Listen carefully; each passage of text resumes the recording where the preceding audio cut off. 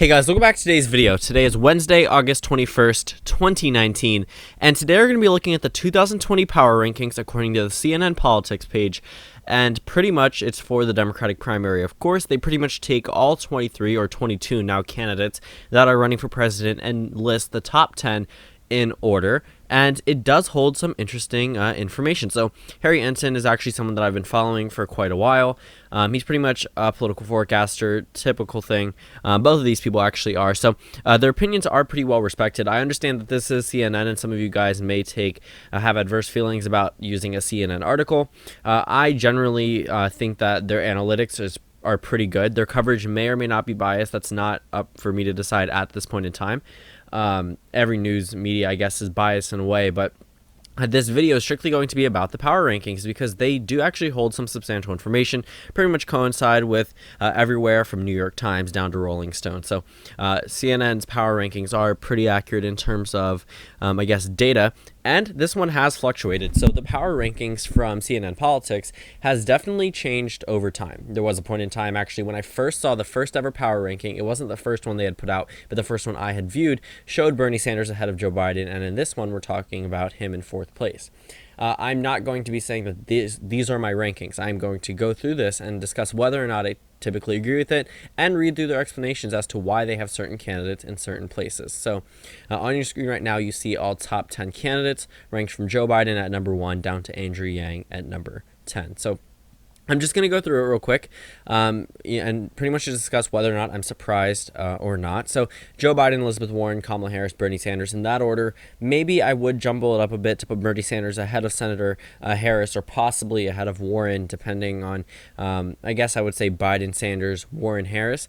But that would just be one movement. But Pete Buttigieg in 5th, I agree with. But Cory Booker in 6th, I definitely do not agree with. We were talking about a candidate who, yes, he is a pretty powerful senator in terms of being known by the Democratic Party. So for the Democratic primary, I guess. But if we're talking about the general election, we're not going to see much support coming out for Cory Booker. Just because he's an African-American man running for president does not mean he's going to be the second Obama. And, you know, Joe Biden is probably going to be the closest thing that we're going to see to an Obama-like candidate in 2020, which is crazy. An old white man better represents the first African-American president than any of the other candidates, which, again, given he is the vice president, he was the vice president under President Barack Obama. But still, I do not agree with this Cory Booker ranking at 6th place. We're going to discuss that as we go through, I guess, the logic between it all. And then we have Amy Klobuchar in 7th. I would actually bump up Yang to 6th place, if that makes any sense. I think that Yang could do a little bit better than Klobuchar in terms of appealing to some voters. I think that if we're talking about a general one-on-one campaign between Klobuchar and Yang, it would definitely come down to the margins. But Yang talks about a lot of issues that a lot of candidates refuse to talk about just because it's the Democratic primary. They don't need to take a stance on something that is popular amongst independents or Republicans. And Andrew Yang has pretty much spoken about a lot of things that a lot of traditional candidates would not. He's addressed a lot of issues and put forward propositions that may or may not be economic friendly or socially friendly, and though they may not be viewed too well by economists and people that are just looking at the general, I guess, population, he still has put forth some policies, whereas some candidates have completely blanked. I mean, Pete Buttigieg at one point in time literally had no policies on his campaign website, and he was still polling at 4th place nationwide. So that's pretty interesting.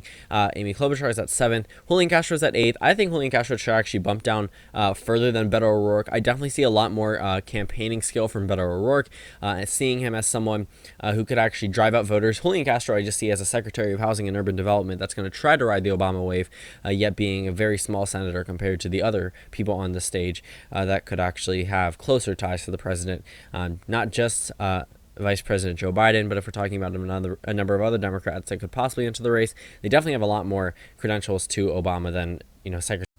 So my screen recorder cut out, but I was going through my personal rankings based off this, and then I'm just going to discuss it as we read through the reasonings. So we start off with Joe Biden at number 1, followed by Senator Bernie Sanders, Elizabeth Warren, Kamala Harris, Pete Buttigieg, Andrew Yang, and then I haven't decided whether or not Cory Booker. I think Amy Klobuchar would edge out Cory Booker just in terms of her appeal to the Rust Belt.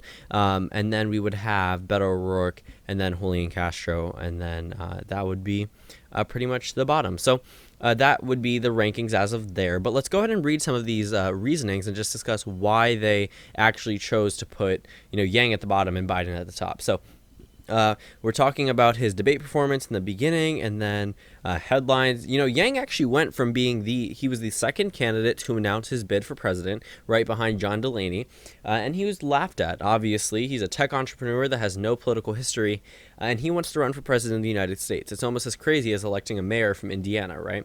But Andrew Yang went from a nobody to a somebody that's going to make the debate stage, and is doing very well amongst young voters, especially on social media. Everything that I see amongst my generation is pretty much support for Andrew Yang, or I see a couple things in support of the president, or of course some other Democrats. But Yang definitely seems like a pretty trendy thing. But he's going to make the September debate. He's one poll away. I'm assuming that he has passed it. I guarantee it. He's going to be on that September debate stage. Beto O'Rourke. So he's here based off of, I don't see much. I guess it says hopeless presidential bid. I mean, I understand that. I can see how he isn't doing too well in terms of the, I guess, presidential bid. Yes, I think he peaked at third place nationwide, which is, or third or fourth. But that's really good for someone who's now ranked ninth. I think he's ranked sixth, seventh nationwide in terms of national polling data. Definitely had that huge name recognition from 2018, which is something that he tried to ride into 2020, but got drowned out completely. Julian Castro, I still don't understand why he's an eighth ahead of Beto O'Rourke. Castro up a spot because his unique biography stands out. The selection is about beating Trump on immigration. I understand that. But just because he's a Latino from the border state of Texas doesn't exactly mean that he's going to do super well in terms of immigration. I guarantee it, Rust Belt workers definitely care a lot more about the economy than they do about building a wall. But I guess you could see how Castro would make the argument there. He's one poll away from qualifying September debate. Again, he's likely to get that, which is pretty interesting. Julian Castro, I think Andrew Yang is definitely more notable than Julian Castro. Amy Klobuchar, Minnesota senator. That's one thing that nobody's ever going to get over. She's a Minnesota senator. She's straight from the Rust Belt. She's won there by super large margins. Oh my gosh, super large margins. I'm talking above 60%. What would be a theoretical supermajority if it was placed into Senate numbers? But yeah, that's absolutely crazy. Struggling to break through the CNN debate next week. She definitely needs to speak a lot more, speak about her experience and what she can actually do for Democrats on the Rust Belt in an area that they lacked in with 2016 candidate Hillary Clinton. But still, I think she's pretty strong, but I wouldn't exactly rate her as my top three. Cory Booker, memorable line. That flavors of Kool-Aid line, I really don't think resonated with anyone whatsoever. Yes, it's a memorable line, but it's pretty much just... I don't know. He was just saying that to say it. I've never heard that phrase used anywhere, especially in politics. And I get it. I mean, I understand that he was saying, oh, from my community. I get that. But it just didn't seem genuine. It definitely seemed like he was practicing that, weeks ahead of time to wait for Biden to say that one exact thing, or many exact things, as we know, Joe Biden. But just waiting for that one moment just so he could get that one, quote out. And I especially saw it on Twitter, too. I think one of the quotes tweeted it, one of the tweets quoted it as, I am African American too, quoting his tweet, which doesn't exactly resonate too well if you're getting that type of backlash from the African American community, especially when I guess part of the Democratic base that you need to win if you're going to win the primary is the African American base of the Democratic Party, especially in the South. Crucial to Hillary Clinton's victory back in 2016. It will be crucial to whoever wins it in 2020 if they do end up winning the nomination. But I guess that one struck me the wrong way. I don't know about you guys, but junior senator from New Jersey, number 6 on the list, strong debate for meager 2% in a national poll. Yes, that's the problem. He's not going to win the primary at this rate. Pete Buttigieg, I understand at 5th. I generally see him rated as 5th by almost everyone. That's how he is nationwide as well. 5th in Real Clear Politics average. There you go, 5.5% nationally. CNN debate, Buttigieg began to turn over a new message. He actually focused a lot of his campaign. He geared up his entire campaign after that CNN town hall, which pretty much sprung him into action, which is great for him. But that was pretty interesting. After the CNN debate, he went from a long shot down to a real top candidate. He's only 37, which is a really good attribute, I guess. Actually, no, not I guess. Yes, it is a really good attribute considering that age is, defining factor by a lot of people that talk about people like Joe Biden, Bernie Sanders, even Donald Trump being too old for a second term.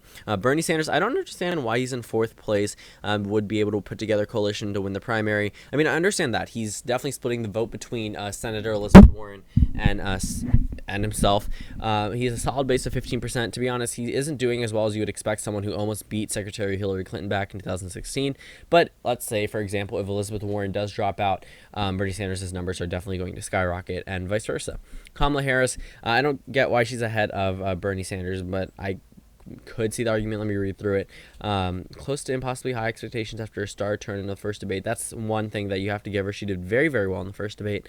Polling bump, her polling bump is back to normal. She no longer has the lead, or I guess bump that she had before.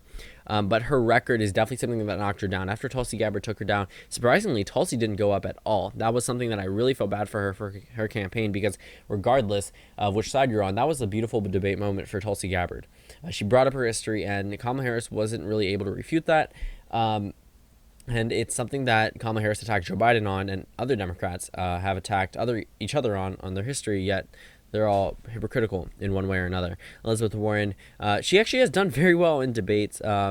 It's pretty interesting. Yes, she has been steadily rising. That's one thing that you noticed back when she announced. She was pretty much a no-name candidate, even though she was the named candidate mentioned in 2016 and now 2020.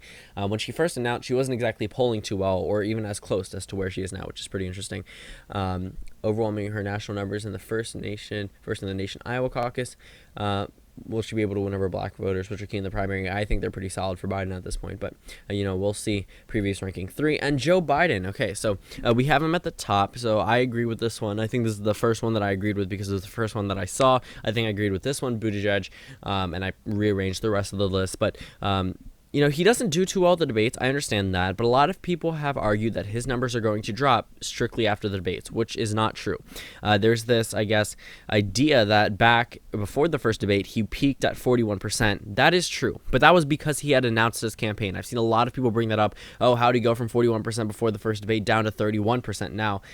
That was because he had an announcement bump. Straight after that, a week after, he went down to 35% and has since hovered around 30 to 35% nationwide. His numbers really have not taken a beating, and people really want to see him fail. And unfortunately for them, it doesn't seem to be happening with Joe Biden, which I think is pretty interesting. His numbers aren't dropping because of gaffes. They're not dropping because of the debates. It's going to take a lot to take the former vice president down. And if Obama ever comes out and endorses him before the primary is over, even though he said he wouldn't, some politicians take back their promises, but we could see a very interesting primary. So that pretty much is this video. I also wanted to say that I have a Twitter. So go ahead and follow. It's LT Elections, because Let's Talk Elections is too long of a Twitter handle. So go ahead and follow me on Twitter if you'd like, per se. I also have an Instagram. I think it's Let's Talk Elec, but I'm going to start using this a lot more.